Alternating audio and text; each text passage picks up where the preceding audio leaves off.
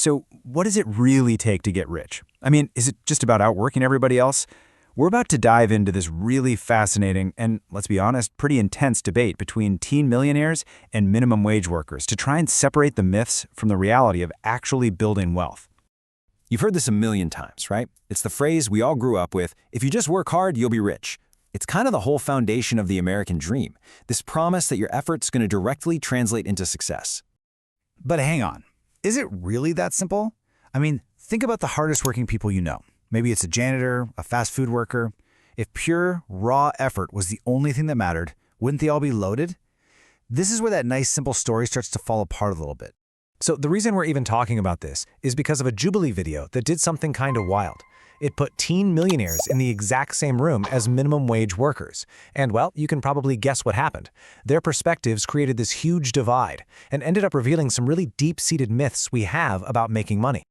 Okay, so let's just tackle the biggest myth right out of the gate: the hard work myth. You know the one. The belief that sheer effort is literally the only thing standing between you and a seven-figure bank account.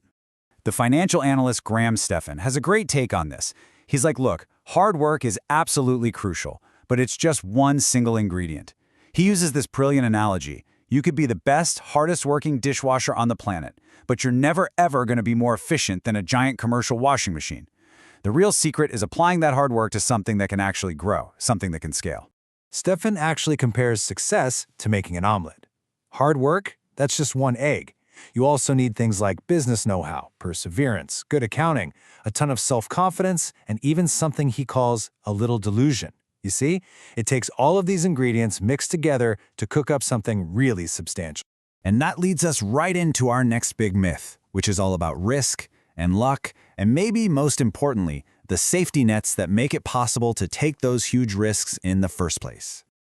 Just think about how different risk is for these two groups. For one of the teen millionaires, if her nail salon fails, it's a bummer, sure, but it's a learning experience. She can just say, oh well, bye-bye money.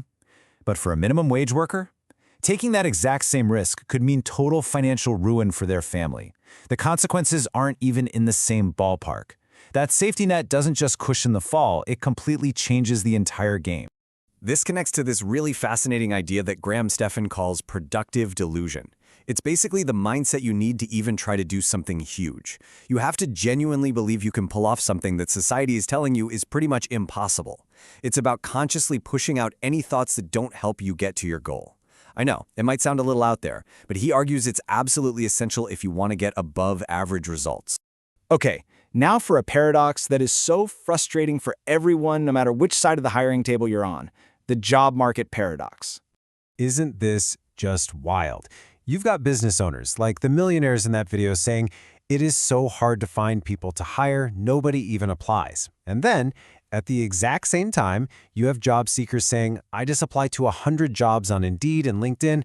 I don't think they're actually even hiring. So what is going on here? Well, Graham offers this refreshingly old-school solution to just cut through all that noise. He basically says, stop only applying online where your resume just gets lost in a digital pile. Instead, physically walk into the place you want to work, ask if there are any openings, and then follow up. He says he's gotten pretty much every job he's ever wanted just by showing up in person. It shows you've got initiative, and it makes you memorable. And this all really comes down to a pretty blunt truth about how you get paid. According to Stephan, your salary isn't just about how hard you work. It's based on your value to the company and, this is the important part, how easily you could be replaced. If you're irreplaceable, you've got leverage. It's a simple and, yeah, sometimes harsh lesson in supply and demand. All right, so we've busted some of the biggest myths about getting rich. Now let's try to pull all these pieces together to see what the real recipe for success might actually look like. For a super practical next step, Graham Stephan recommends what he calls a 4-book MBA. He literally claims that reading these 4 specific books can completely change how you see everything. They are Think and Grow Rich for your mindset, How to Win Friends and Influence People for networking, Awaken the Giant Within for personal power, and The 4-Hour Workweek for systemizing your life. He thinks these 4 books alone can lay the groundwork for the next decade of your growth. So, at the end of the day, getting rich isn't about some single magic bullet. It's about creating the right recipe for yourself, which, of course, brings us all the way back to that omelet. As you're thinking about your own goals, just ask yourself, what's the one ingredient your success omelet is missing right now?